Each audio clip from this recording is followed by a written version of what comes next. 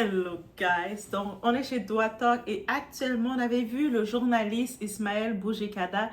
Il avait exposé le nom d'un influenceur français, ancien candidat télé-réalité dans les Marseillais, Kevin Gage, comme faisant partie d'un trafic d'armes qui fournissent Israël et tout ça. C'est un gros dossier.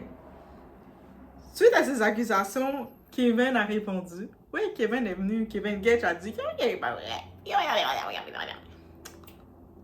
Ismaël a dit hey, non, mon petit coco, tu vas pas jouer avec moi ici. On n'est pas dans les Marseillais. Ici, on est dans le vrai monde et moi, je l'ai fait. En effet, nouvel épisode dans le clash entre Kevin Gage et le journaliste Ismaël Bougie-Kada. Après des accusations de trafic d'armes, Ismaël revient à la charge et balance une nouvelle révélation explosive. Et on est là dans le Congo, on est assis chez Doha Talk et on regarde, on est comme oh, what the talk Doha, what is the talk again? Yeah, on n'épargne pas, on y va. Let's go.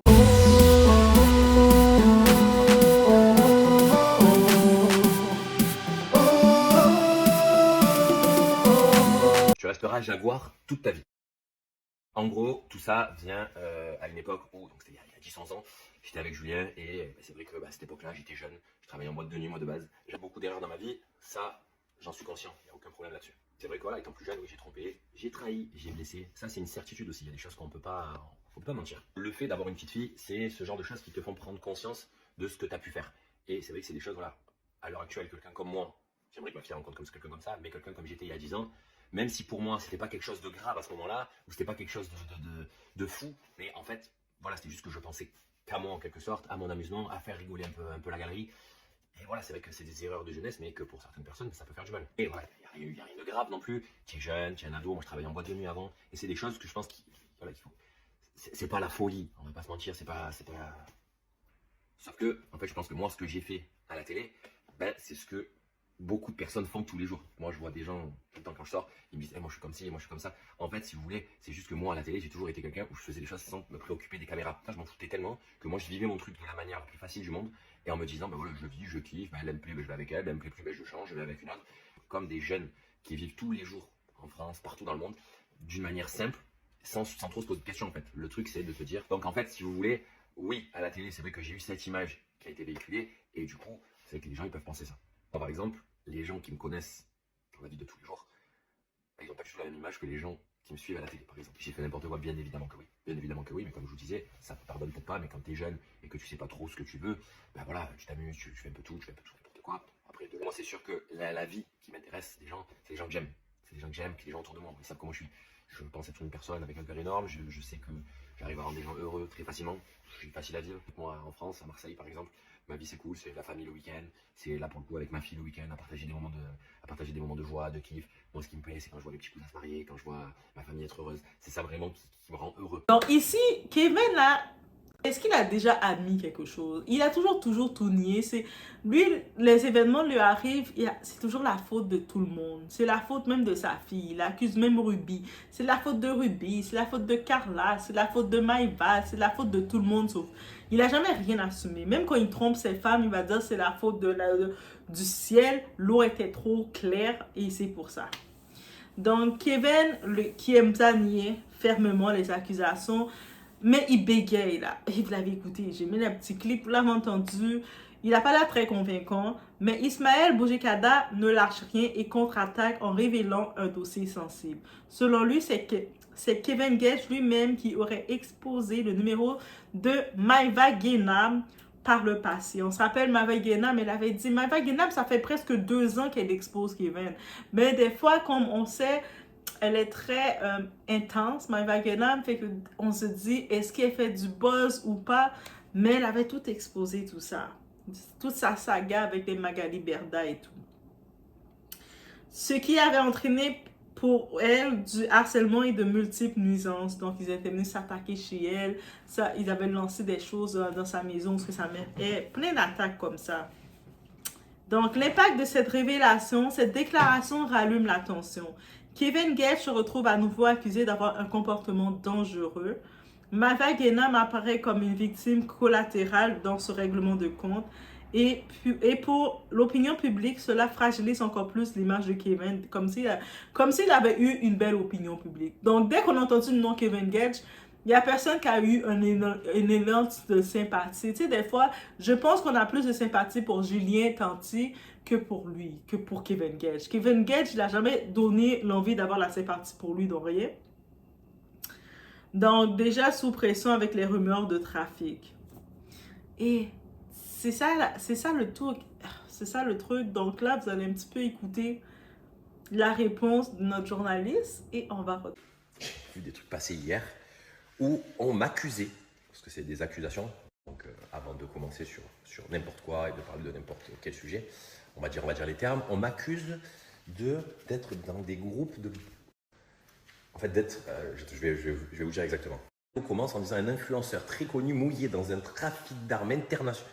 Les gars, c'est très grave. Donc déjà, on parle de choses qui sont très graves. Donc déjà, ça s'appelle des accusations. Donc, pour avoir des accusations, il faut des preuves. D'accord ? On parle d'un truc qui est totalement fou. Ça veut dire que déjà, pas là à me dire oui, non, peut-être des preuves, tout est faux. Tout est faux. Tout est faux. Je remets le contexte. À une époque, j'étais dans un groupe WhatsApp, je ne vais pas dire que c'est pas vrai, où il y avait un mec qui avait écrit un groupe WhatsApp qui s'appelait Coup de pouce montre. Coup de pouce montre. Il faisait des ventes de montres, j'achetais un ticket, du coup il avait fait un groupe avec plein de personnes, dont j'y étais. Dans les groupes WhatsApp, tu ne demandes pas à y rentrer, on t'ajoute quand tu veux. Là je fais un groupe WhatsApp, si j'ai envie d'ajouter Macron, je peux l'ajouter. Sauf que quand tu quittes un groupe, il y a tout le monde qui voit que toi tu as quitté le groupe. Donc il y a ton nom. Quand tu as 1000 ou 2000 personnes dans un groupe, tu n'as pas envie de le quitter. Donc tu mets les groupes en sourdine. Des groupes comme ça à l'époque, j'en avais peut-être 100, des groupes pour m'ajouter. Parce que je m'occupais de boîtes de nuit à l'époque, donc tout le monde a mon numéro. C'est-à-dire que pour trouver mon numéro, c'est facile. C'est pas le plus difficile. Donc en fait, pour trouver mon numéro à moi, c'est ultra facile. Donc en fait, j'étais dans beaucoup de groupes. Quand il y avait eu cette polémique, tu es dans un groupe de ci, de ça, il se dit ci, il se dit ça. Je savais même pas de quoi me parler. Qu'est-ce que j'ai fait? J'ai quitté tous les groupes où j'étais. J'étais harcelé pendant 6 mois, 7 mois, 1 an. Parce que du coup, quand tu quittes les groupes, tout le monde le sait. Donc bon, ça c'est une chose. Maintenant, sur les groupes, j'ai jamais regardé ce qu'il y avait écrit, ce qu'il disait. Sauf sur celui-là, parce qu'il y avait des trucs de fou. Et je n'ai jamais vu de trucs d'armes, de trafic international, de trucs, c'est pas vrai. C'est-à-dire qu'après peut-être l'avoir quitté, peut-être qu'il y a eu des trucs, et encore j'ai du mal à y croire. Bref, tout ça pour vous dire que du coup tout est faux. Mêlé, quand tu dis à quelqu'un qui est mêlé dans un trafic, c'est une dinguerie de dire ce genre de choses. J'ai vu ça, on m'a envoyé ça plusieurs fois. Je sais en fait j'aurais pu ne pas en parler. Mais en fait au bout d'un moment, quand il y a ta famille, il y a tout le monde qui commence à t'envoyer ce genre de choses, c'est gênant, en fait, c'est gênant. Là, je suis à la maison, j'attends que la pluie tombe, je mets ma petite à l'école, j'ai pas de problème dans la vie. Tu vois ce que je veux te dire, il n'y a pas de truc comme ça. Et je vous dis la vérité, j'ai autre chose à faire que me mêler dans des trafics d'armes internationales. Vous comprendrez, j'habiterai pas à Marseille, je ne serai pas en France et je ne ferai pas des vidéos tous les jours en racontant ma vie et en marronnant qu'on n'a pas acheté Zegrova. Tu vois ce que je veux te dire? Déjà, des plaintes sont ou vont être, c'est l'avocat qui gère ça, parce que c'est très grave de dire des choses. En fait, ce qui est très grave, c'est de laisser planer le doute, parce qu'il y a des gens qui sont ultra cons. On vit dans un monde où il y a beaucoup de gens très bêtes. Et il y a des gens qui m'envoient des messages que je ne vais pas vous montrer, parce que je ne vais pas être bête, parce que je ne suis pas là à attiser la haine sur d'autres personnes, mais qui m'envoient, tu trafiques, tu fais ci, c'est très grave. Déjà, de dire ça, il faut être un vrai débile, parce que la personne qui a dit ça, c'est un vrai débile. Et en plus de ça, d'écouter ce genre de choses et de se dire ça peut être vrai, il faut être fou quand même. On parle de trucs gravissimes. Tout est faux, mais archi faux. Donc il y aura des plaintes pour diffamation. Et toutes les personnes aussi, du coup, qui m'ont envoyé des messages de fous furieux, parce que je reçois des messages de malades. Ça veut dire que je pense que s'il y en a qui sont un peu sensibles ou quoi, qui reçoivent ce genre de messages, ça peut te pousser au suicide, ce genre de choses. C'est très grave d'envoyer ce genre de messages à des gens. Je crois qu'il y en a qui se rendent compte de la méchanceté qu'ils peuvent dire. Ils se disent derrière leur réseau, c'est pas grave, je vais envoyer un petit message, je vais faire ci, je vais faire ça. Donc je vous dis la chose, tout est faux.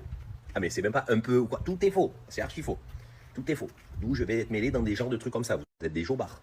Ça veut dire que là, ce matin, j'étais sur TokTok. D'accord? J'ai fait le live et j'avais des gens qui m'écrivaient ça. Après, il y en avait qui le prenaient à la dérision, donc après, j'ai préféré le prendre à la dérision. Mais il y a des gens qui pensent que ça peut être vrai. Comment tu penses? Sérieusement. À moins que vraiment je suis un vrai fou. Je suis fou, mais pas autant. Demain, si tout ça est vrai, donc moi, je vais m'amuser à faire des vidéos tous les jours, à parler un peu de l'OM, à parler un peu de ci, à parler un peu de ça, comme si que rien n'était. Et de l'autre côté, je fais ce genre de choses. Mais est-ce que tu crois que si je faisais des trafics comme ça, je m'en battrais les couilles de faire les réseaux, je m'en battrais les couilles de ça, et surtout, je serais parti très loin. J'ai un enfant. Vous imaginez que mes frères, en fait, c'est insensé. En fait, il y a des choses qui sont totalement insensées. Donc, en fait, je pense qu'avant d'écrire ce genre de choses et de republier publier ce genre de choses et même d'envoyer des messages à des gens en l'accusant de ce genre de choses, il faut être sûr de ce qu'on dit. C'est grave. C'est très grave de parler comme ça des gens. C'est très, très, très, très grave. Il y a des choses, des fois, des trucs qui sortent, des trucs qui sont vrais, qui sont fausses. Bref, on s'en fout. Là, on parle de faits ultra gravissimes. Et cette personne, en disant ce genre de choses, en fait, elle te menace indirectement. Parce que tu reçois des menaces. Donc cette personne va avoir une plainte qui va être déposée, qui a dû être déposée. Je vais aller moi-même chez les filles tout à l'heure pour déposer une plainte contre ce type. C'est très très grave parce qu'en fait tu te rends pas compte. Parce qu'en disant ça, tu te dis bon allez ça va, je dis ça, je balance un truc comme ça. Mais moi de l'autre côté, je reçois des trucs de malade mental. Je pense qu'il faut arrêter, il faut redescendre, il faut apaiser son cœur, il faut arrêter de faire tout pour le buzz. Je veux bien qu'on soit en 2025, que les réseaux sociaux c'est bien, on peut dire, on peut faire ce qu'on veut, mais là on abuse. On est totalement dans l'abus. Donc et en plus de ça, moi ce que je trouve le plus fou, c'est que tu peux avoir une personne qui est peut-être dérangée, peut-être que pour faire le buzz, parce qu'en fait si tu regardes bien la vidéo, ça commence un influenceur très connu, nanani, nanana. Non frère, c'est pas vrai. Déjà en fait tu veux créer le buzz, donc tu dis ça pour que les gens écoutent jusqu'au bout ce que tu as à dire. Je n'ai rien à voir avec tes histoires, mon frère. J'ai pas de problème avec toi, je te connais pas, je veux pas que tu me connaisses, je veux pas être ton ami, je veux pas qu'on se connaisse. Je n'ai rien à voir. Donc, en fait, en plus, en disant le nom, en fait, si tu veux, c'est comme si que moi, tu dis, voilà, tu as vu lui là-bas, bah, faites quelque chose de mal contre lui. Et s'il arrive quelque chose, mais frérot, on va pas être content, toi non plus, je pense. C'est pas gentil de faire ce genre de choses, c'est pas gentil, c'est pas beau, il y a rien de, c'est honteux, c'est mesquin, tout ça pour des vues.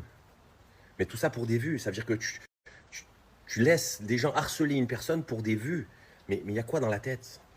Il y a quoi dans la tête? C'est très grave.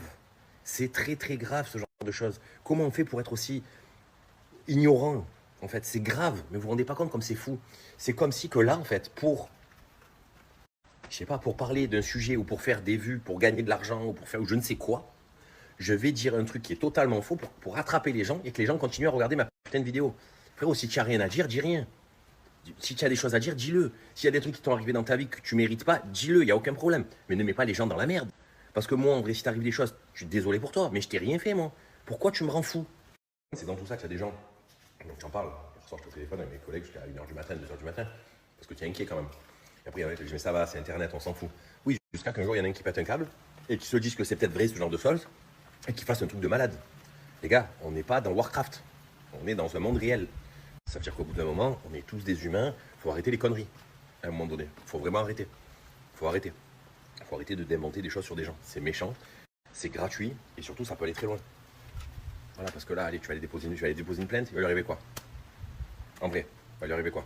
Par contre, si on écoute à lui et qu'il y a des gens qui se disent ah putain c'est vrai, qu'il y a des gens qui a des trucs qui leur tiennent à cœur, parce qu'il y a des choses qui tiennent à cœur aux gens, et ça c'est normal, et qui se disent ah ben lui il fait ça, ah ben vas-y on va aller sur.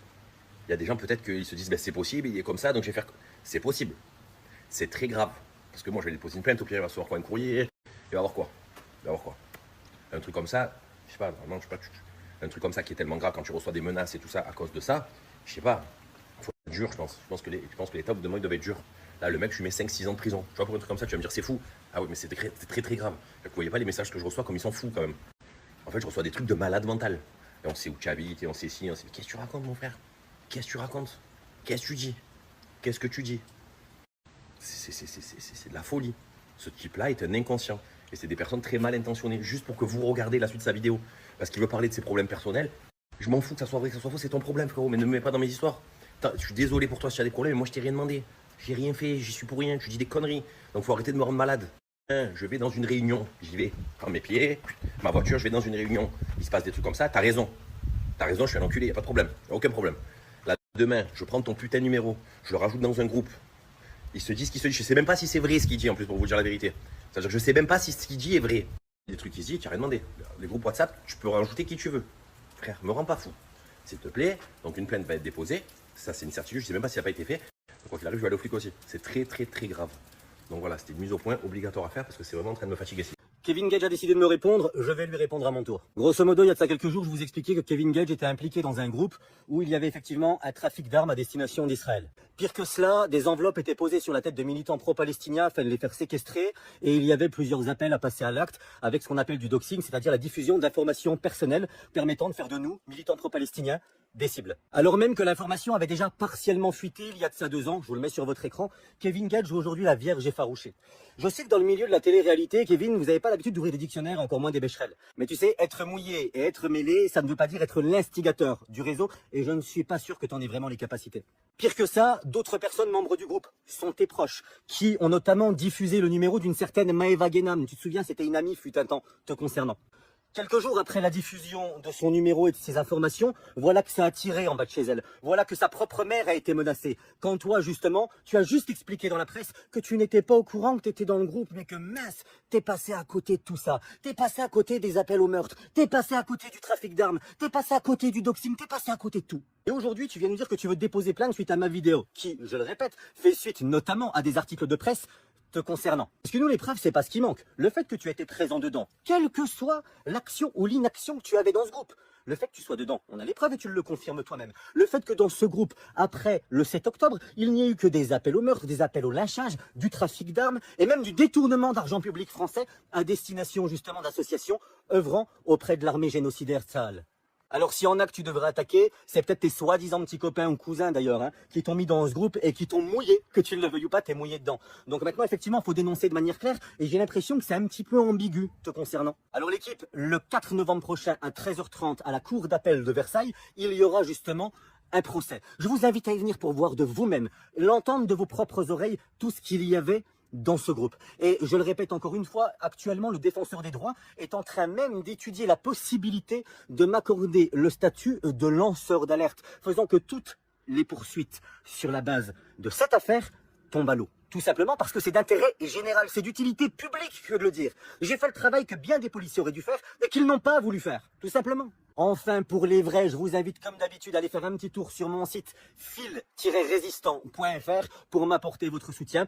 Ensemble, on doit arracher ces condamnations. On ne peut plus accepter cette impunité qui laisse les progénocides bien tranquilles chez eux, jamais inquiétés. En effet, il y a beaucoup de choses qu'on note ici. Le clash Gage-Bojekada prend une nouvelle tournure. Au départ, centré sur les accusations de trafic, en disant qu'il y a un candidat. Au début, Ismaël, le journaliste, il ne voulait pas dire nécessairement le nom de Kevin, mais il laissait savoir qu'il y a un influenceur qui est là, qui est quand même très populaire, qui a beaucoup de présence, qui est dans ce trafic-là, et c'est quand même dangereux. Et lui, Kevin faisait tellement son arrogant qu'il n'avait pas le choix de mentionner, de sortir les faits. Et Kevin, faut pas jouer là, faut pas jouer à gna gna gna, c'est pas vrai, gna gna, c'est pas vrai. Il va te sortir les preuves là, il te le sort là. Et dans cette guerre d'ego et de révélation, c'est surtout l'image des personnes citées comme Maeva Guénam qui continue d'être nommée. Actuellement, pour le cas de Maeva Guénam, enfin, on peut s'excuser. Elle a eu, quand elle faisait sa révélation, elle disait beaucoup de choses. Beaucoup de personnes le disaient, ah, reviens-en, c'est tout. Pourquoi elle accuse tout le monde? Mais non, elle était vraiment victime collatérale de Kevin Gage. Mais Maeva Guénam, elle était fière de dire Kevin, c'est mon frère, c'est mon frère. De vouloir être l'ami de tout le monde, c'est l'ami de personne. Là. Kevin, il était avec toi quand tu te laissais utiliser par Magali Berda. Dès que le contact avec Magali Berda s'est brisé parce que tu t'es rendu compte que Magali Berda te volait ton argent et te doit plein d'argent, Kevin Gage, il est du côté de Magali. Magali, c'est sa belle-sœur, sa belle cousine, là. C'est la femme de son cousin. Ils sont tous ensemble. Ils ont balancé les coordonnées de Maeva pour qu'elle se fasse prendre. Est-ce qu'on voit? Est-ce qu'on comprend les choses? Donc, je pense que rendu là, Maeva mérite ses excuses parce qu'elle a essayé de plaider la pauvre à quel point que c'est la corruption et tout ça. Et puis des fois, moi, en vrai, je pensais que c'était du bad buzz qu'elle faisait juste pour se victimiser. Mais elle l'a eu dur et ça venait... Yo, Kevin, je serais même pas pour surprise. L'histoire de sorcellerie, c'est un coup monté de Kevin qui a fait ça. Il savait que Carla était un petit peu faible d'esprit. Ils ont tout piégé Carla pour la faire Carla donner de l'argent parce qu'on sait que même quand il était en couple avec Carla, c'est Carla qui payait tout. Et lui, avec sa famille de voleurs, là, tout ça, ils ont fait en sorte de la piéger pour la faire donner plein d'argent comme ça. Yo, il n'y a rien qui sort de bon de Kevin. Bref, I say what to say. Laisse-moi savoir ce qu'ils ont pensé. Désolé les fans de Kevin. Vous allez dire, oh mais là, comment tu dis ça? Kevin, c'était mon idole. Et si vous avez Kevin comme idole dans votre vie, cherchez d'autres idoles. Cherchez d'autres idoles parce que, pardon, Mieux vaut aller donner de l'amour à Greg Yeager parce que lui, c'est pas facile pour lui. Là. Je serais pas surpris, toutes les attaques que Greg Yeager reçoit, une vidéo vient peut-être sur lui, mais je serais pas surprise que toutes les attaques que Greg reçoit, c'est de ce côté-là parce que je sais que Greg, il travaille plus pour Magali Berda. Je serais pas surpris qu'ils sont en train de le tourmenter. Il reçoit plein d'attaques, même pas à l'espace de 1 an, il a eu 3-4 attaques. Yo, c'est grave là, c'est grosse attaque enragée là. Je me dis, oui, j'imagine les quartiers sont chauds, la France de Macron n'est plus accueillante comme avant, mais je serais pas surprise. I just say that. Hey, it's Doha Talk, ok? I just say that. J'ai juste jazzé comme ça, et on est sur Doha Talk. On se laisse sur ce, laisse-moi savoir ce qu'ils ont pensé, et peace. Ah, mais non, Doha, tu peux pas dire ça comme ça, parce que moi, j'aime beaucoup Kevin la Jaguar. Va chercher Kevin la Jaguar. Peut-être il va même te mettre dans le trafic si t'es chanceuse. Peace. Kevin Gage a décidé de me répondre, je vais lui répondre à mon tour. Ça y est, la rigole. Bon, allez. On va se mettre quand même 2-3 personnes pour bloquer un peu des gens parce que franchement, ça commence à être gênant. Vraiment, la rigolade, ça y est, c'est bon, je t'ai mis. Kevin Gage a décidé de me répondre, je vais lui répondre à mon tour. Grosso modo, il y a de ça quelques jours, je vous expliquais que Kevin Gage était impliqué dans un groupe où il y avait effectivement un trafic d'armes à destination d'Israël. Pire que cela, des enveloppes étaient posées sur la tête de militants pro-palestiniens afin de les faire séquestrer et il y avait plusieurs appels à passer à l'acte avec ce qu'on appelle du doxing, c'est-à-dire la diffusion d'informations personnelles permettant de faire de nous, militants pro-palestiniens, des cibles. Alors même que l'information avait déjà partiellement fuité il y a de ça 2 ans, je vous le mets sur... Ah, c'est vrai, tu as raison, faut que j'arrête de parler. On va parler un peu de l'OM, parce que vous avez vu ce match hier. Donc là, je regarde un peu les... Non mais en fait, il y en a que c'est drôle. Je me suis dit, Narma Kenji, c'est drôle. C'est drôle. Attendez.